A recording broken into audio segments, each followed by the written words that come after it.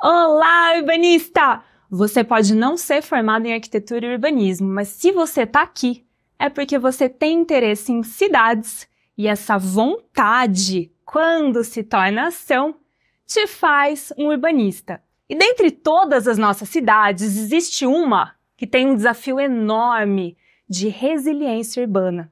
Estamos falando de Nova York, uma cidade extremamente populosa que enfrenta catástrofes naturais.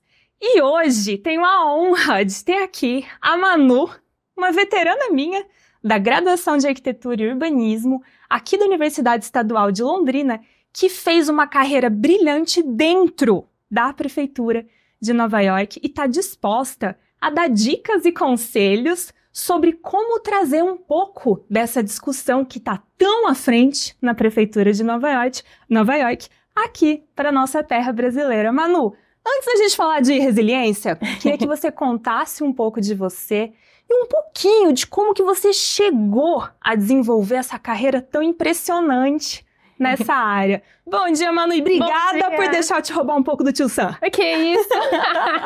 Essa é boa, obrigada, viu? E acho que eu vou ter que fazer uma piada. O meu primeiro trabalho nos Estados Unidos, quando eu era bem jovenzinha, foi vestir de Tio Sam e ficar no meio da rua. Fazendo propaganda, entregando flyers. Era pra dizer que você não era mais brasileira, pra te vacinar. Exatamente, fui vacinada logo aí. Então, e a trajetória foi bem interessante. Eu mudei para os Estados Unidos por motivos familiares, né? Eu fui casada, e com um londrinense, inclusive. E aí, de lá, eu fui, né, percebendo que os americanos fazem mestrado. E o curso de urbanismo, na verdade, é um mestrado. Não tem bacharelado em urbanismo, né? E aqui no Brasil, a gente estuda arquitetura e urbanismo, então eu já vi que eu estava na frente, mas que eu precisava ali do certificado para poder conseguir um emprego na minha área, né? Então, daí eu estudei bastante para o GRE, que é a prova de mestrado dos Estados Unidos, e o TOEFL, que é a prova de inglês para quem é estrangeiro. E consegui lá, enquanto eu estava trabalhando em outro ramo, né, estudar, e aí consegui uma boa nota, né, nessa prova. Eu apliquei para 8 universidades diferentes, acabei indo para a Columbia University, na cidade de Nova York, e aí foi lá que eu fiz um curso de mestrado em desenho urbano, que foi muito legal. Eu acho que é meio que a ponte entre arquitetura e urbanismo, né, a gente só fez projetos em grande escala, e muitos contatos também, tive amigas aí de todo quanto é lugar do mundo. E depois disso eu engajei num estágio na Prefeitura de Nova York, e acabei entrando lá por 3 semanas no departamento de desenho urbano, devido ao mestrado que eu tinha feito, né, em desenho urbano. E trabalhei com umas análises, quando eu estava lá de estagiária, de aqueles arranha-céus que estão vindo cada vez mais perto do Central Park.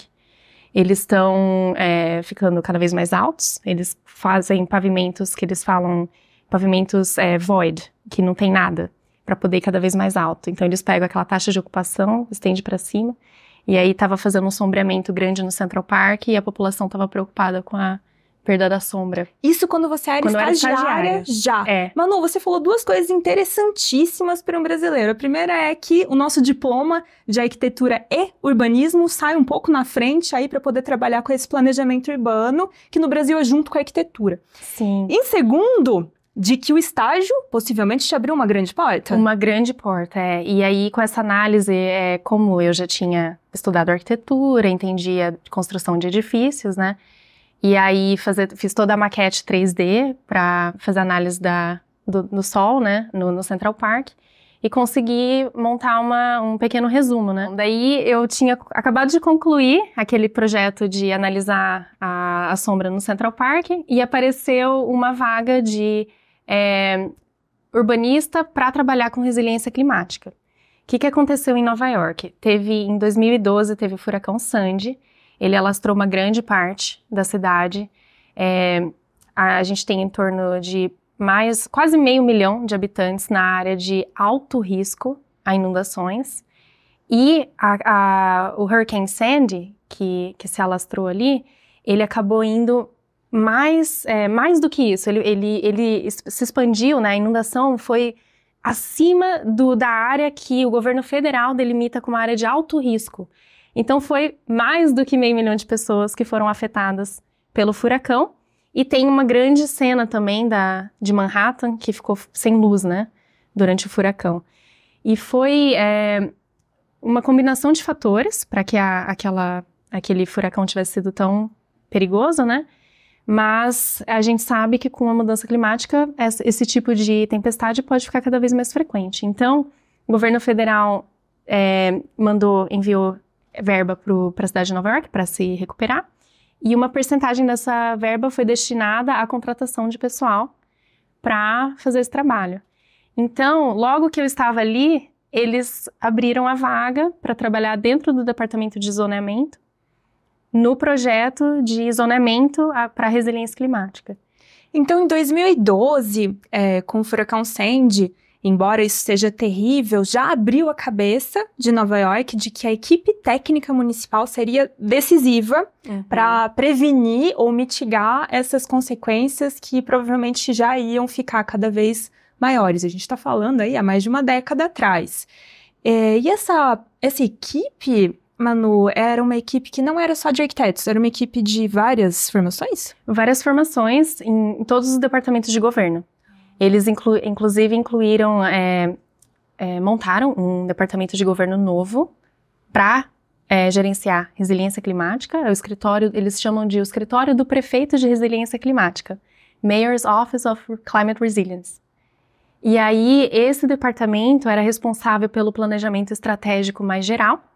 E aí, os departamentos de transporte, departamento de planejamento urbano, todos eles foram recebendo pessoal novo que ia só fazer essa recuperação do furacão e pensar à frente. Como a gente pode minimizar os impactos desse tipo de tempestade se ela vir a ocorrer no futuro? Né? Vamos ser inteligentes, não apenas tapar o buraco, mas vamos pensar no futuro, né? Então, foi nessa oportunidade que eu acabei me inserindo.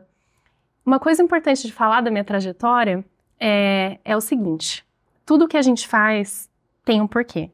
No final das contas, às vezes você faz um curso ali, um curso aqui, que você pensa, não sei se valeu muito. Eu tinha feito um curso online enquanto eu trabalhava, eu tinha um emprego numa empresa de software para pagar as contas, logo que eu fui embora. E eu fiz um curso na Universidade de Massachusetts sobre resiliência climática. E aí eu coloquei isso no meu currículo. Quando apareceu a vaga, não era uma vaga comum na cidade de Nova York, tudo estava sendo montado ali na hora. Então tiveram muitas pessoas que aplicaram, mas aquele itemzinho ali no meu currículo, né, que eu tinha feito o curso de resiliência climática, era adaptação e mitigação, para a gente aprender a diferença dos dois e aplicar políticas públicas. Fiz entrevistas com várias prefeituras dos Estados Unidos durante aquele curso, escrevi um artigo, e aí pude providenciar essa documentação na minha entrevista, porque eu sou estrangeira, e quando eu estava sendo contratada, né, quando os diretores estavam me entrevistando para uma vaga em zoneamento, e eu sendo estrangeira, a primeira coisa que eles queriam saber ela vai conseguir escrever legislação em inglês? E aí eu tinha um artigo sobre mudança climática ali no bolso. Aqui, 7 páginas. Vê se tá bom. Manu, é fantástico. Nada é por acaso, nada mas você estava extremamente ligada numa época que a palavra resiliência climática aí não era assim tão normal de ser ouvida. Então você já estava à frente. E o porquê de eu ter decidido fazer esse curso é porque eu olhei o meu currículo do Brasil de arquitetura e urbanismo, tudo que eu aprendi na Universidade Estadual de Londrina, que era um currículo muito completo. E aí eu fui identificar se tinha um buraco. E na época a gente tinha tido aula sobre conforto térmico, né? Mas a gente não tinha tido aula sobre esses aspectos, né, do meio ambiente, impactos, né, do meio ambiente, como isso pode mudar a construção civil e tudo mais. Então, por isso que eu decidi fazer o curso e veio a calhar naquele momento ali e definiu a trajetória daí pra frente, né. Deu muito certo, Manu. E daí você incorporou, então, essa equipe contínua, que tá até hoje, né, na prefeitura, onde todos os dias eles pensam em legislações para mitigar e para antever essas consequências? Imagina se estivesse um plano diretor só para resiliência climática. Olha só, que legal. Então, a cada tanto tempo, eles estão revisando, né, o plano diretor lá, que eles chamam de plano estratégico mesmo, de resiliência climática, que nasce ali desse escritório central de governo. Está bem atrelado à política, porque é o escritório ali, né, dentro do prefeito, né? Mas a gente vem vendo uma continuidade, porque foi algo que está dando muitos resultados, né? Uma coisa bem importante na cidade de Nova York foi a mudança do Código de Obras, desde que aconteceu o furacão Sandy. Hoje, qualquer novo edifício que é construído na cidade tem que ou colocar placa solar no teto, ou colocar telhado verde. Tem que? É obrigatório? Obrigatório. Uhum. Então, assim, os passos, eles começaram passos mais relacionados à recuperação, né, do furacão. Então, reconstrução das casas. Eu fui muito em loco, ver bairros que estavam completamente detonados, né. Toda a infraestrutura. Pensar em infraestrutura, como essa infraestrutura vai ser recolocada. Uma coisa bem importante em Nova York são os metrôs, né? Então, você tem, para quem já foi para lá, você chega, tá ali na calçada, você vê um buraco, né? Você desce as escadinhas e entra ali no subsolo para pegar o metrô, né? Então, tiveram várias estações de metrô que encheram de água. Hoje, nas áreas inundáveis, você sobe as escadinhas até o nível esperado da água e depois você desce. Porque se acontecer de novo, você vai ter ali um muro de arrimo, vamos dizer assim, que vai proteger para aquela água não entrar dentro do metrô de novo. O metrô não inunda mais. Aí não vai inundar mais. Uhum. Essa era uma pergunta que eu queria te fazer, Manu.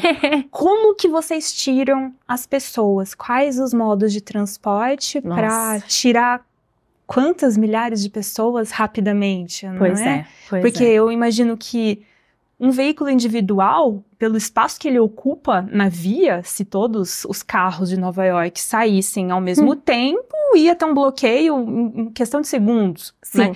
Então, como que vocês falam para a população, não saia de carro? Saia de qual modo?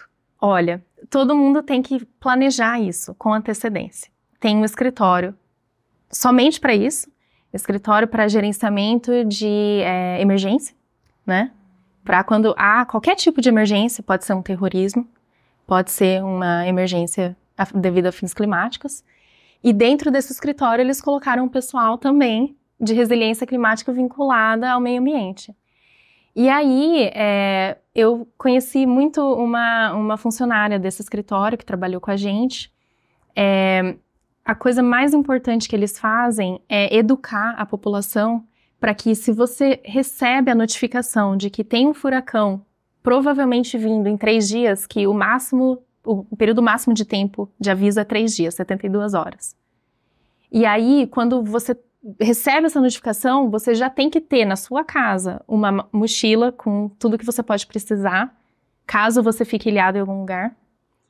E remédios, né, bem importante, água, suplementos, né, família, todo mundo tem que saber o que fazer e já tem que ter um destino.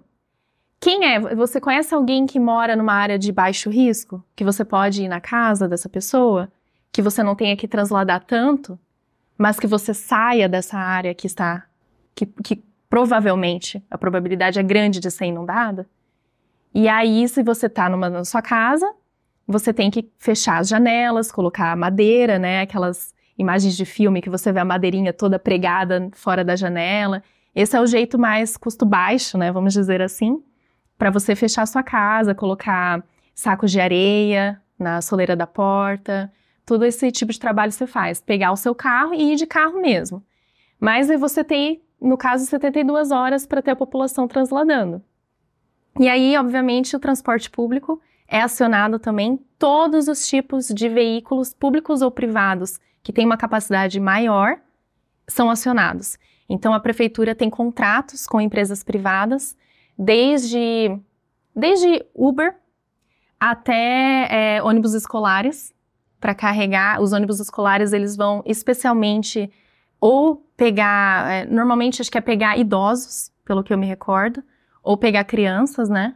Mas eles vão para todos os pontos que a gente chama de senior housing, para pegar os idosos que estão nas áreas de risco, pessoas que não têm capacidade mental para tomar decisões, né? Então, os hospícios, os hospitais, se tiver hospital em área de risco e não tiver um gerador, tem que mudar todo mundo também.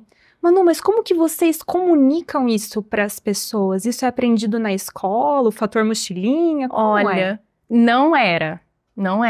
Mas hoje está cada vez mais na cultura e tem muito marketing de televisão, de mídia social. Do próprio poder público. Do próprio poder público. Poder público, nós tínhamos conta no Instagram, no Facebook, todo mundo, e o escritório de emergência climática, eles têm, assim, um marketing incrível. Tem pessoas, né, profissionais de marketing mesmo, inclusive marketing na cidade. Você vê nos pontos de ônibus, nas áreas inundáveis, a informação. Aqui é a zona de risco número 1.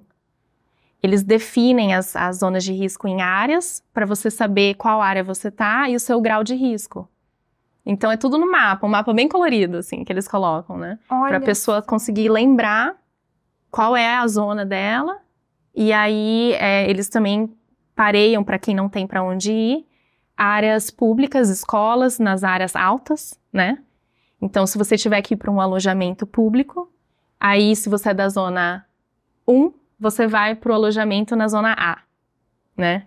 Então, eles também fazem toda essa ponte. Um mapa dos deslocamentos em caso de necessidade. Com uma previsão de menor deslocamento possível, caso existam amigos ali. Isso. E só fazer deslocamentos mais longos, se for a necessidade. Manu, se a gente tivesse isso no Brasil, por exemplo, na enchente de Porto Alegre, provavelmente teria sido muito mais...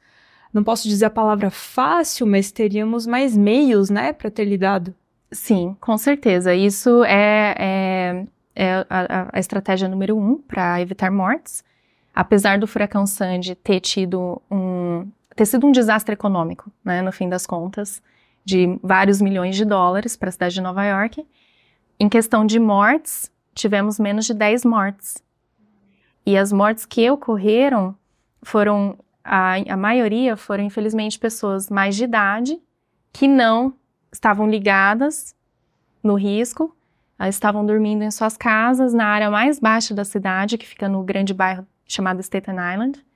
E é uma banheira, é um bairro que é uma banheira, assim. Então, a água, ela subiu de uma forma tão rápida que ela chegou a 2 pavimentos de altura. Uau! E essas foram as mortes que ocorreram. O resto das pessoas, muitas perderam suas casas, mas não houve esse... Manu, mas muito dessa precaução é por causa do Código de Obras e do trabalho que você e a sua equipe realizaram, né? Queria que você compartilhasse com a gente um pouquinho de exemplos desses projetos que vocês trabalharam, que tiveram um impacto significativo na prevenção dessas enchentes. Claro, vamos falar sobre isso. O Código de Obras americano para as áreas inundáveis, ele existe já há bastante tempo. O governo federal tem um escritório do meio ambiente, chamado FEMA, que definiu lá atrás, junto com o Código Internacional de Obras, quais são as diretrizes para a construção em áreas inundáveis. Então, desde a década de 80, em Nova York, todos os edifícios construídos depois de 80 tiveram que seguir esse Código de Obras, que significa não construir subsolos e colocar o primeiro pavimento ocupável no nível esperado que uma água pode atingir caso tenha uma enchente costeira. O problema é que, por mais que essas edificações, desde a década de 80, tenham sido mais resilientes, essa expectativa da água era relacionada a furacões e enchentes históricas e não um nível que foi calculado visando o futuro pelo entendimento do aumento do nível do mar devido à mudança climática. Então, não foi o suficiente, tá? Uma das coisas principais do projeto que eu desenvolvi dentro ali de zoneamento foi trabalhar junto com uma instituição público-privada de pesquisa que fez o mapeamento. Então, todas as projeções aí de 2050, 2100, qual é o nível do mar esperado, né? Que a gente espera que aumente. E aí eles colocaram dentro de cálculos, né? Esse nível acima do nível do mar. E aí eles modelam, fazem uma simulação de um furacão, furacões que podem vir de vários sentidos, né? Da costa norte, né? Ou do sul e tal, com ventos assim assado, até eles determinarem qual vai ser o nível da água esperado em cada região da cidade. E aí o código de zoneamento, ele liga esse nível automaticamente para esse mapeamento que foi feito. Então, qualquer construção que for construída a partir de 2018, que foi quando eu aprovei o projeto, vai precisar colocar o primeiro pavimento nesse novo nível. Subindo cada vez mais o primeiro pavimento? Subindo cada vez mais. Olha, é muito interessante, Manu, e até muito crítico, colocar essas projeções baseadas em perspectivas históricas de que elas não servem mais. Uhum. Quando a gente fala, então, desses acontecimentos naturais, pensando que eles estão, na verdade, ficando cada vez mais acirrados, não adianta muito olhar para trás e a gente vai ter que mudar as formas de cálculo até em relação a tufão, em outras situações que a gente ainda tem olhado para trás e que isso precisa ser mudado. Com certeza. Mas eu tô imaginando a paisagem urbana, sim, no nível da rua, como isso deve estar ficando diferente. Sim, e isso foi algo que eu trabalhei bastante, foi poder mostrar para a população qual vai ser o futuro da cidade e que a população aceite esse futuro, né? Um futuro diferente do presente. As casas, algo que as pessoas nunca pensam, que Nova York tem áreas bem unifamiliares, né? Então, são bairros bem horizontais. Nem tudo é Manhattan. Nem tudo é Manhattan. Então, assim, é denso. As casas são normalmente menores, bem grudadinhas, tem muita casa geminada ali. E a população estava, assim, não querendo aceitar que daqui para frente eles devem ter que subir um pavimento inteirinho para acessar o seu primeiro pavimento ocupável, numa cultura de basement, né? Numa cultura de basement. Eu lembro nas vezes que eu fui para os Estados Unidos, que tinha muito essa cultura de ter um porão. Inclusive, eu fiquei alojada no porão. O porão é onde está uma sala de jogos, onde os adolescentes se reúnem para assistir uma televisão. A gente vê muito em show e é realmente assim mesmo, a cultura deles, né? É onde tem um quarto extra, né, para visitas. O que é uma dificuldade adicional para o seu trabalho, numa perspectiva técnica, pensando em resiliência, mas que teve uma barreira que a gente não tem tanto aqui no Brasil. Né? Mas eu imagino que isso acirrou as vontades aí de conseguir colocar em prática. Em 2018 vocês conseguiram. Que a gente conseguiu passar. E aí tem também todo um sistema de... Eu acho que a Holanda é o país que a gente mais olha como referência em relação a como que a gente responde a enchentes, né? No caso, em Nova York, a outra circunstância foi tentar passar essa ideia de que a gente tem que deixar a água entrar. Então, dentro da edificação, a gente coloca edificações residenciais, principalmente, a gente chama de flood vents. São pequenas janelinhas que ficam na base do edifício, que deixam a água percolar, passar pela edificação e sair por trás. Por quê? Dessa forma, você evita aquela pressão da água na parede do edifício, que pode afetar a fundação, e aí a casa não poder ser ocupada depois ou até desmoronar.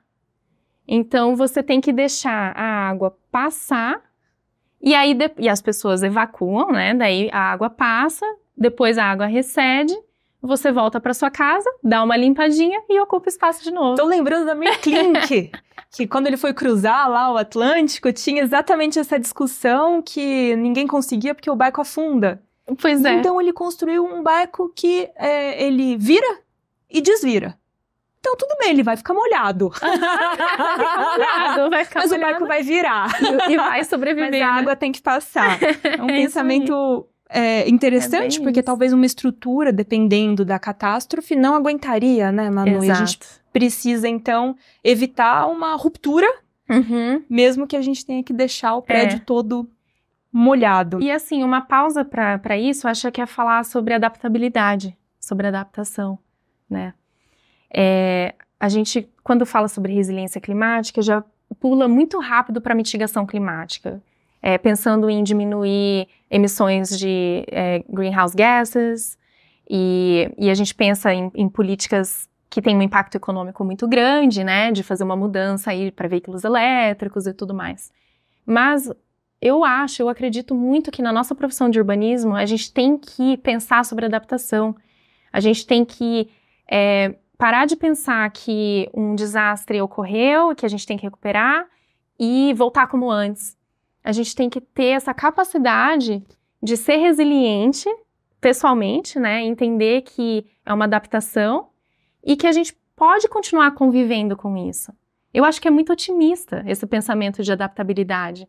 É algo que as pessoas, desde os nossos ancestrais, comunidades que vivem em áreas ribeirinhas, né, eles mesmos estão acostumados, né, de mudar de um lado para o outro, aproveitar aquela área que foi inundada, a terra fica mais fértil e volta.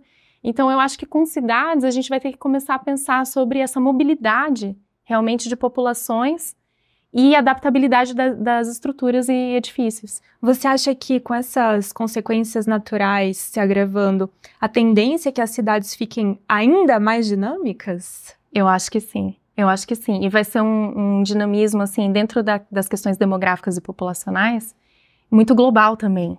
A gente vai ver migração, já se fala muito sobre migração climática, né, devido a desastres naturais, de áreas que vêm vendo esses desastres ocorrerem com uma frequência muito alta, e que outros lugares do mundo que são mais seguros, e isso eu penso muito no Brasil.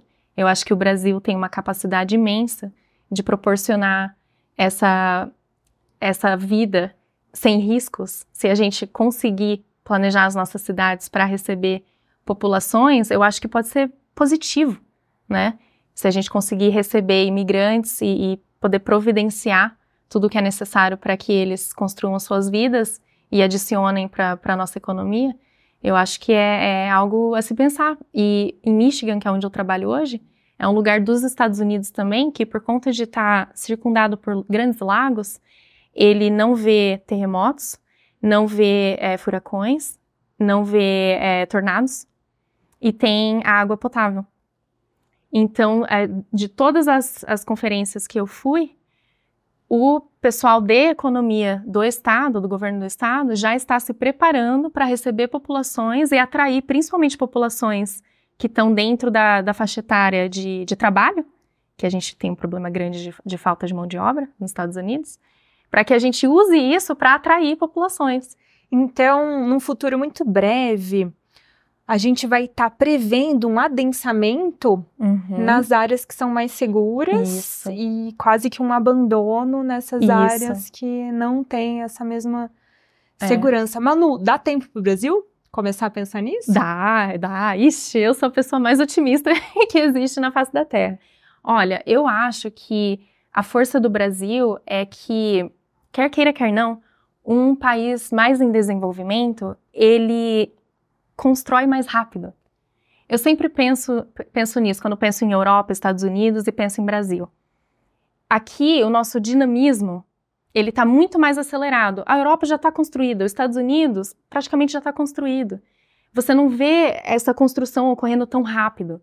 Então, uma cidade como Londrina, que a gente vê esse boom de edifícios, né, a todo momento, toda vez que eu venho para cá, eu passo um ano sem vir, eu vejo e falo, gente, quanto comércio, quanto prédio e tal. Isso pode ser usado no positivo. A gente está construindo, então já tem aquela força do mercado imobiliário. Se a gente colocar pequenas regras, pequenos incentivos e começar a pensar estrategicamente sobre isso, podemos construir bairros altamente resilientes, altamente tecnológicos, né? Então, acho que tem muito potencial. Queria te fazer 2 perguntas de como que você insere, são perguntas complexas, como que vocês têm inserido tanto em Nova York quanto em Michigan, em Mount Pleasant. A iniciativa privada, nessas discussões, pensando que a iniciativa privada constrói também o espaço, na verdade, é quem constrói o espaço, né? Os loteadores, o mercado imobiliário. Como que vocês inserem a iniciativa privada nessas discussões, também para que tenha uma sensação de ganha-ganha mesmo diante das mudanças. E sobre a população, como que você insere o debate popular nisso tudo, Manu? Perguntas muito boas. Vamos começar pela iniciativa privada. Para tentar responder essa pergunta de uma forma bem, assim, com exemplos, né? Para ficar bem objetiva. Então, o desenhista urbano, lá na Prefeitura de Nova York, quem tem essa posição dentro da Prefeitura, praticamente é um negociador.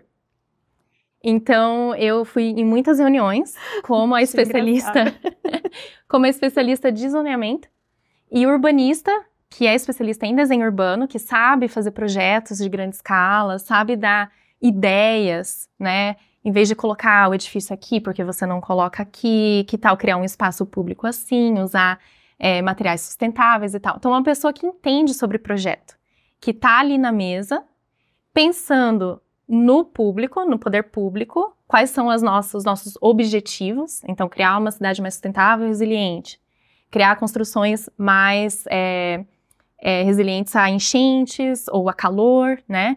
Então, temos todos os objetivos que vêm do planejamento estratégico lá do escritório do prefeito. Então, essa pessoa sabe de tudo isso. Ela está ali na reunião, vem a proposta, né, do empreendimento. Então, algo muito comum, vou pegar um edifício, especialmente ali num lugar chamado Gowanus, que é um bairro lá em Brooklyn, né, do grande bairro do Brooklyn. Então, vem lá um empreendedor querendo construir um edifício de uso misto na beira de um canal altamente poluído. Certo? E vem e mostra lá a maquete, né, 3D mais ou menos, quero construir tantas unidades, vai ser mais estúdio, vai ser apartamentos de 1 quarto, e a população que eu quero atrair é essa e tal, né, e tem toda uma discussão. E aí o desenhista urbano pega todas esse projeto e tenta abrir a mente do empreendedor com outras propostas, né, pequenas adaptações, que leva aquela proposta a continuando, falando inglês, a proposta vai continuar providenciando a mesma quantidade de unidades, não se altera, a gente tenta não alterar os pontos principais, os objetivos principais do empreendedor. Mas aí a gente coloca, olha, a lei de zoneamento requer um espaço público na beira desse canal. Porque o canal pode aumentar o nível da água. Essa água altamente poluída iria entrar no seu lote, então a gente aconselha você pegar essa área da costa e colocar uma infraestrutura, você fala estrutura cinza aqui, que é, né, uma parede, né, vamos dizer, e nessa área aqui, que é mais baixa, fazer um projeto de paisagismo para que a água possa ir e vir e ajuda com a limpeza do canal, né, com plantas nativas. A gente chama de wetland, constructed wetlands, que é quando você faz um paisagismo que tem a finalidade de ajudar com a qualidade da água e proteger a edificação. Que aí é a infraestrutura verde. A infraestrutura verde. E é mais barata, né? Tem uma maior manutenção, mas é mais barata. Então aí vai ter todo esse debate, mas o urbanista que está ali na mesa, que sabe desses objetivos e está tentando puxar. E normalmente o resultado que se chega, porque é uma negociação, não é um resultado negativo para nenhuma das partes, né? É algo que fica ali no meio. Mas esse urbanista, Manu, ele é um urbanista que tem que entender também de comunicação. Ele não é só o urbanista que fica no seu computadorzinho desenhando. Exato. Então, ele é um urbanista bastante político. Bastante político. Você já foi esse urbanista? Já. Ah, muito bom. Já. É muito legal, muito legal. Eu faço muito isso hoje, na prefeitura que eu tô, né, em Mount Pleasant. E lá em Nova York eu atendi muitas reuniões. Inclusive, uma delas foi um projeto de um espaço para shows em Coney Island, também numa área inundável. E a pessoa queria construir um teatro para ter shows e ganhar dinheiro em cima disso, né? E era uma área que tem uma população idosa e que não tinha um espaço público para eles agregarem. Então, a gente fez toda uma negociação. Inclusive, essa negociação foi codificada dentro da lei de zoneamento como um instrumento de edificações temporárias, E aí, a área de shows, quando tem show durante o verão, eles ocupam como lugar privado e durante o inverno vira um espaço público. Que você tinha todos os ingredientes para dar errado, né? A população de idosos do lado do lugar de show. Um empresário querendo fazer uma construção, mas é um lugar alagadiço. Então você conseguiu fazer um intermédio. Metade do tempo tem show, metade do tempo tem praça. Tem praça. Exatamente. Que incrível, Manu. E aí, essa edificação já tá lá faz muitos anos e tá dando tudo certo. E você disse uma coisa que talvez nossas leis careçam, que é um dispositivo para oficializar esse tipo de negociação. Isso. O time de zoneamento, éramos 10 pessoas para fazer toda a redição do zonamento da cidade inteira de Nova York. Era bem pesado. Toda a negociação que acontece, ela é codificada. Então, o pessoal de zoneamento que escreve essas mudanças de lei, e nesse caso, esse lote específico, né, foi colocado dentro da zona especial de Coney Island. Coney Island é aquele parque temático de Nova York, que tem montanha-russa, tem a primeira roda gigante, foi construída ali. Deve ter aparecido aqui na tela. Deve ter aparecido. Então, é um distrito especial dentro do zonamento, que tem regras bem específicas para atender o dinamismo daquele lugar. Né? De que é um lugar de lazer, mas que é um lugar que sempre foi muito barato, acabou atraindo muita construção para idosos.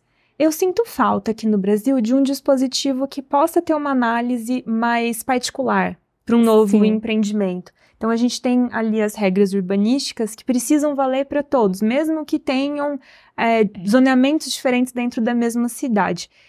Mas isso existe para todas as áreas de Nova York? É uma coisa só de Coney Island? Tem para todas. Os bairros, isso foi eu fiz todo um estudo histórico da Lei de Zonamento de Nova York, ela tem mais de 100 anos. E a gente teve períodos que era a regra mais geral, e depois o zonamento ele foi muito mais para planejamento local. Então, definição de bairros, características especiais de cada bairro que os deixa ser únicos, porque quando você vai para lá, você vai para o Soho, e aí você vai para o Brooklyn, você vê que são bairros totalmente diferentes, né? E aí foi a época que os urbanistas estavam entendendo de quão importante isso é para a economia, né? Principalmente do turismo, né? O turismo de Nova York, se a gente não conseguir manter esse caráter de bairro, a gente vai perder o turismo, né? Que é uma economia importante. Uma economia importante. Então, dentro dessa faixa aí, acho que foi na década de 90, ano 2000, a lei de zonamento foi criando todos esses distritos especiais, bairro por bairro. E aí é quando a população foi altamente engajada para fazer essa legislação realmente refletir o bairro. Eu fiquei pensando no zoneamento que tem 100 anos em Nova York, porque no Brasil, geralmente, os planos diretores têm uma história de 20, 30 anos, os mais visionários, que começaram antes do Estatuto das Cidades. Nossa. Mas, então, a população, você traz sempre para perto, Manu, nessas discussões? Sempre, sempre. E a população é muito forte nesse aspecto. Nos Estados Unidos, eu posso comparar uma cidade de 8 milhões de habitantes com uma cidade de 22 mil habitantes. E depois disso, a minha conclusão é que as pessoas estão bem antenadas no que está ocorrendo com departamentos que lideram a economia da cidade, o planejamento urbano. E se o projeto não é construído com a comunidade dá um jeito de influenciar os políticos para votarem não. Então, o corpo técnico tem que colocar muito tempo no relacionamento, na construção de relacionamentos. Isso é muito legal, Manu, porque você tem essa experiência de Nova York, 8 milhões, você disse, né?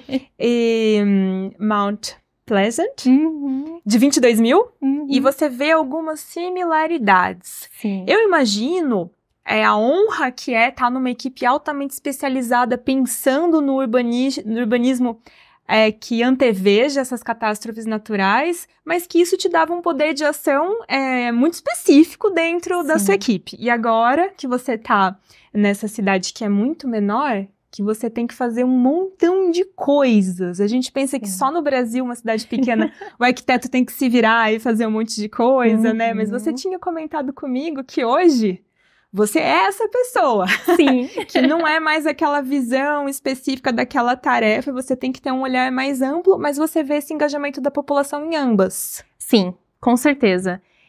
Numa cidade pequena, é muito importante a gente identificar os stakeholders, né? Assim que eu cheguei, foi a primeira coisa que eu fiz. Eu notei que a cidade, o pessoal dentro da prefeitura mesmo, eles estavam pessimistas em relação ao futuro da cidade. E essa foi a bandeirinha vermelha, né? Que eu falo red flag em inglês, que é quando eu cheguei numa cidade que, a meu ver, é uma cidade fantástica, 22 mil habitantes, parque linear, um monte de espaços públicos, um centro histórico que está vivo, que isso nos Estados Unidos é algo muito especial. E do ponto da resiliência, é uma cidade que está segura, né? Está segura, uma cidade segura, exatamente. As estações do ano em Michigan é um lugar lindo, né? Em termos de natureza, o turismo para a natureza é um turismo muito, muito maravilhoso ali em Michigan e na nossa cidade. E eu percebi esse pessimismo. Então, eu tive que identificar os indivíduos que estavam trazendo essa narrativa pessimista sobre a cidade. Pessoas que estavam ali há muito tempo, que viram a cidade mudar e colocam mudança como algo negativo, né? Onde muitas mudanças foram altamente positivas. Então eu tive que colocar bastante tempo mesmo, eu passei 2 meses inteiros fazendo entrevistas com um a um, perguntando o que você acha da cidade, quais são os problemas que você acha, os piores problemas que a gente tem que focar. E eu construí um relacionamento com essas pessoas. Essas pessoas, inclusive, falaram para mim que tinham parado de investir na cidade nos últimos 5 anos, porque eles não acreditavam no futuro da cidade, estavam pegando o dinheiro deles e investindo em outras cidades vizinhas.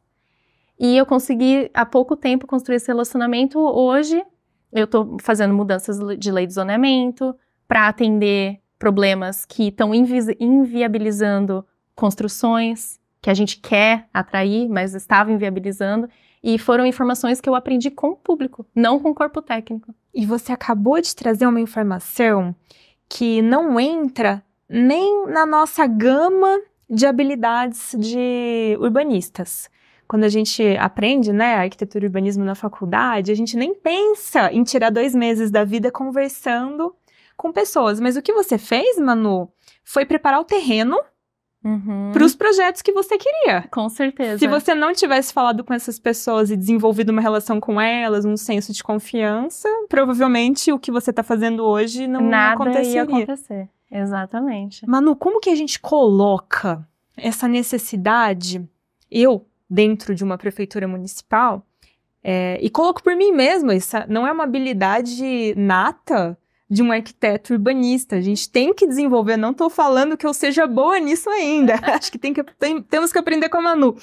Como que a gente coloca isso para os urbanistas, até de uma forma que tenha, assim, despido os preconceitos, porque hoje, um técnico municipal, tô pensando nos arquitetos, né, que eu conheço nas prefeituras, se falar, para seu trabalho e fica 2 meses conversando, a pessoa vai achar que eu tô maluca. Né? Eu acho que essa frase é uma frase muito interessante para falar sobre isso.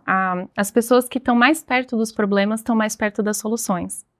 E eu acho que é muito mesmo da gente refletir mais filosoficamente sobre o que é o urbanista.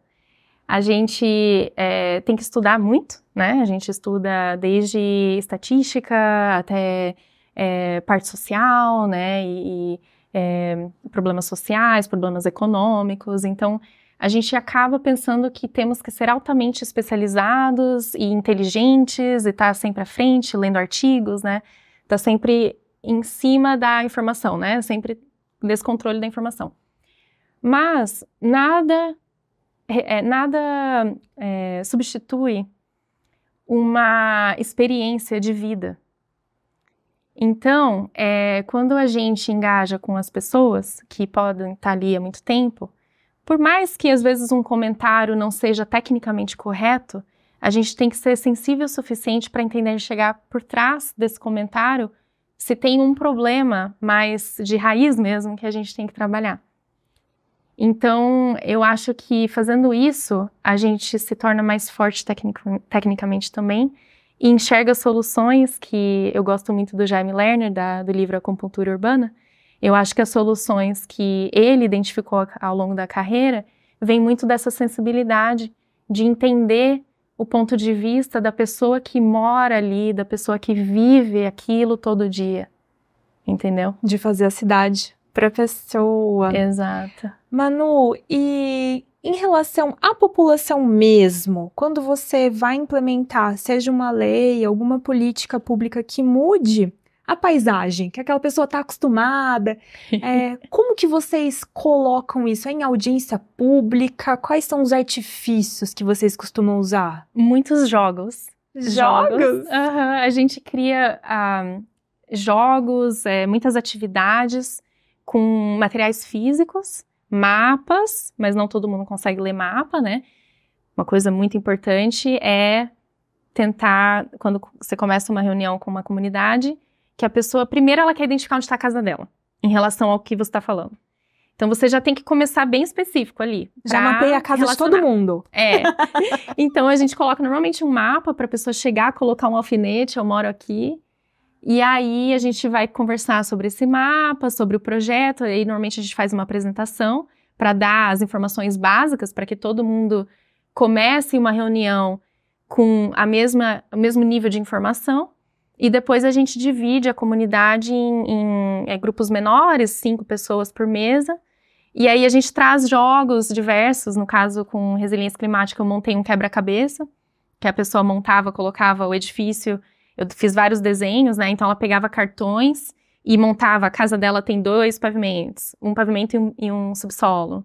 E aí colocava os cartões ali de como é a casa hoje, identificava quais as áreas mais importantes da casa dela que ela não gostaria de perder, e aí cartões coloridos falavam sobre as estratégias de resiliência. Então, equipamentos mecânicos, tem que colocar lá no fundo, em cima de uma plataforma, para que a água não chegue. Relocar estacionamento do subsolo para trás da casa. Então, a gente ia fazendo todo esse remanejamento com os cartões coloridos. E aí, no final, a pessoa tirava uma foto com a casa dela resiliente.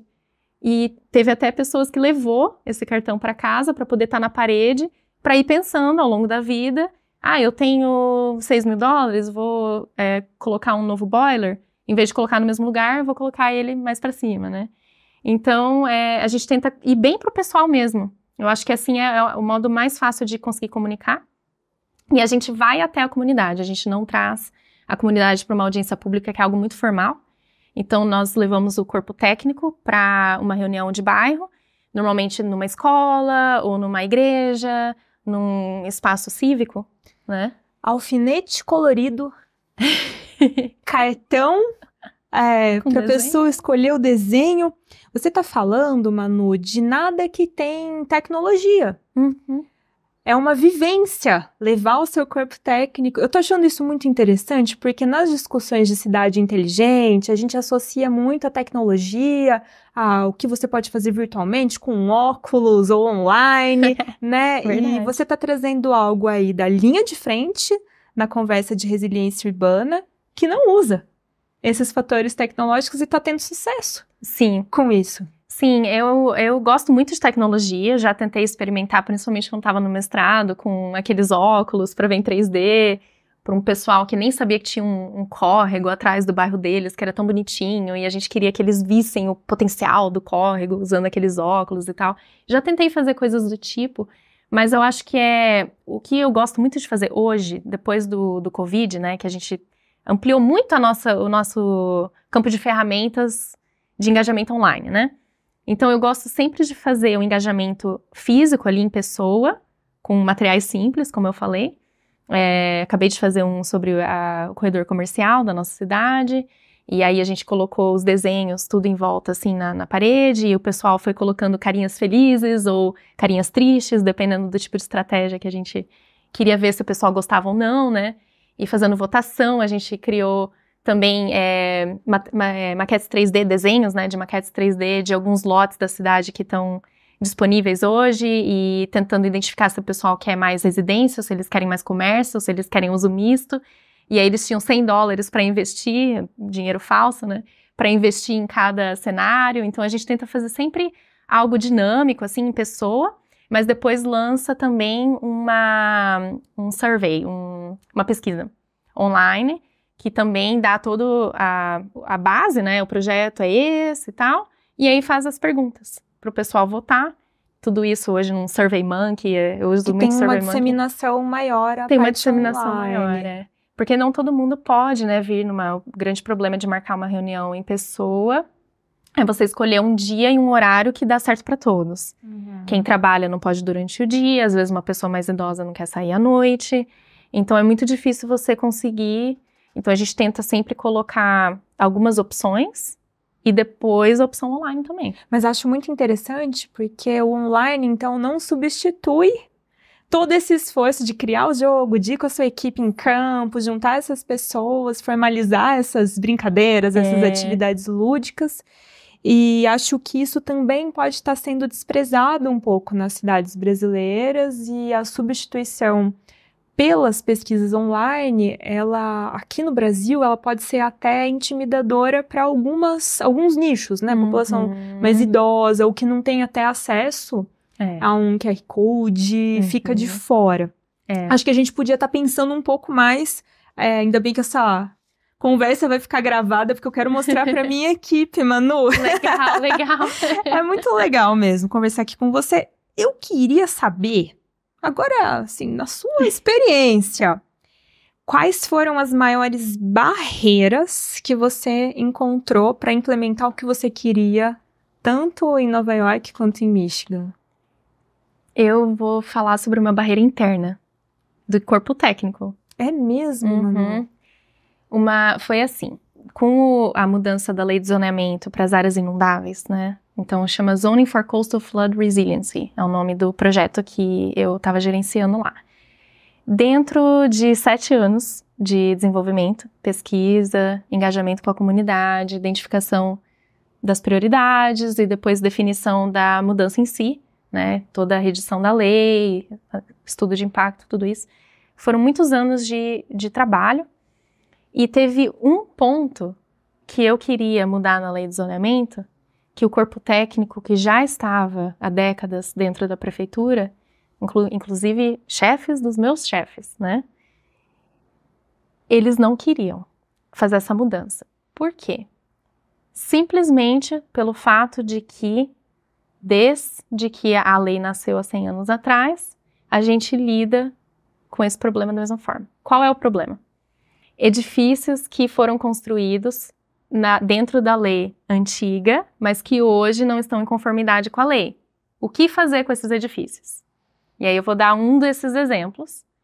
Casas unifamiliares dentro de bairros industriais, nas áreas inundáveis. E aí, tira a casa? Exato. Pensa numa pergunta muito complexa.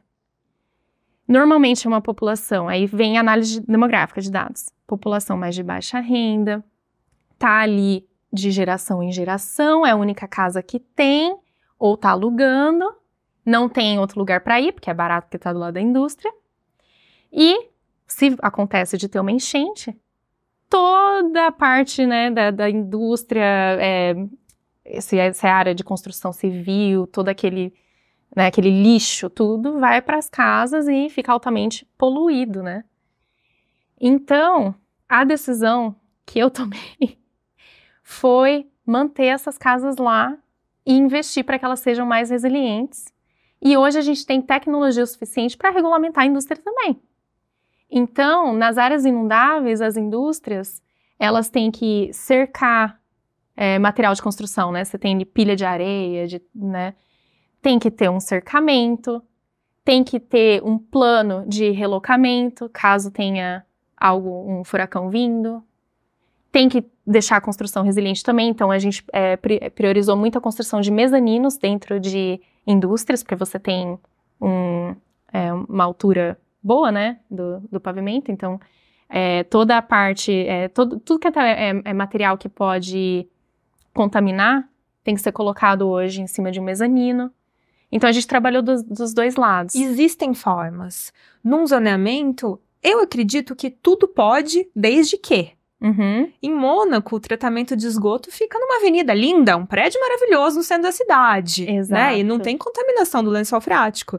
Então, quando a gente consegue colocar, uma das maiores barreiras do uso misto do solo é o barulho, né, de bares ao lado das residências. Isso sempre dá problema. Por quê? Porque você precisa exigir que tenha um isolamento acústico. Isso é fácil. Hoje em dia. Se partíssemos de um princípio do tudo pode desde que, a gente teria um zoneamento muito mais dinâmico, mas que volta nesse dispositivo que Nova York está conseguindo colocar e que a gente, aqui no Brasil, ainda esbarra num planejamento urbano que acontece só a cada 10 anos, com uma revisão de plano diretor, e que isso fica muito mais petrificado. Muito rígido. Essa negociação do urbanista, vou te dizer que eu acho que não começou ainda, Manu. Acho que a gente faz isso de uma forma um pouco informal.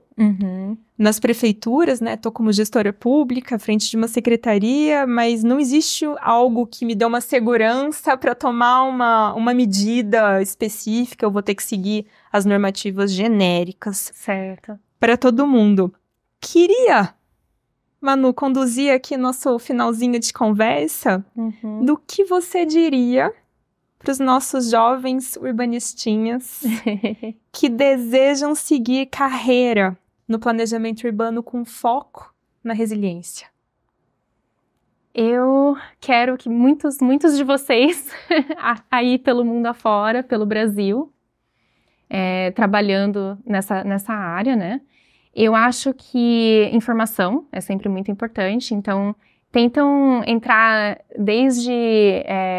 tentam acessar essa informação, né, online, desde uma ONU, né, todas as estratégias e prioridades em termos de resiliência climática com uma organização mundial, até tentar entender como funciona, onde você mora, né, quais são as diretrizes federais aqui do Brasil. Então, primeiro tenta se informar e não importa que não tem no Brasil vagas para urbanistas que vão só trabalhar com resiliência climática. Mas pense que qualquer posição que você for ter, ou dentro de uma empresa privada, ou do setor público, que você pode colocar características e identificar certas estratégias que são mais sustentáveis e resilientes dentro do seu campo de ação, né? Então, se você está revisando dentro do setor público, né? Vamos supor que você está ali no corpo técnico fazendo revisão de projetos, se eles estão dentro da conformidade. Pergunta para o seu chefe. Você já viu sobre telhados verdes e como Nova York está fazendo com telhados verdes? Né? Então, tenta questionar e quem sabe você consegue colocar uma ideia ali e o pessoal acaba recebendo de mãos abertas e coloca uma pesquisa para você fazer, talvez liderar ali dentro do seu escritório, para você daí tentar implementar. Então, não tenha medo, eu acho que a informação nos dá essa segurança, né? Esse poder de intervenção e é isso, e tenta identificar as pequenas oportunidades que você encontra. Queria agradecer a Manu por estar aqui no Brasil e ter essa oportunidade de conversar com ela no estúdio pessoalmente. Manu, obrigada por todos esses ensinamentos e que os nossos urbanistas possam se inspirar muito em você. Obrigada pela oportunidade. Eu gosto muito de poder conversar com qualquer pessoa que está pensando em seguir carreira de urbanismo ou quer conversar, trocar figurinha. Então, eu agradeço muito essa oportunidade e fico à disposição no LinkedIn, Manuela Povidaico, pode me procurar lá. E a gente vai conversando aí e tentando mover esse Brasil para frente. Muito obrigada. Vamos junto.